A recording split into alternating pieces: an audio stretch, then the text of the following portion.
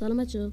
اومدم یه توضیح راجع به 15 سالگی ماینکرافت بگم. شما اگه بیاین تو سرچ به انگلیسی سرچ کنید ماینکرافت و اینجا بیاین پایین، اینها ببین یه لوگو میاد اینجا. اینو که بزنین به اینجا یه دست استیو میاد و وقتی بزنید روی سایت ها ایو چه نمیکن نتالی الله اکبر نتم ریده به خاطر هم. ولی شما اگه این کارو بکنین اینا رو این سایت ها رو میکنه، پشتش هم هر بلاکی ممکنه باشه، حتی بلاک مثلا ندرایت و حتی میره تو بایوم ندر، بایوم اند، همه جا میره. بعد اگه ضبط رو بزنین یه کریپر میاد اینجا میره. فعلا بای لایک و سابم فراموش نشه. این چرا اون کار نکرد؟ به خاطر اینکه شما باید اینو سه نقطه رو بزنین اینجا سایت یارانه‌ای رو فعال کنین که الان من دستم خورد زدم فکر کنم. آره این سه نقطه رو میزنین اینجا سایت مخصوص رایانه رو اینو فعال میکنید.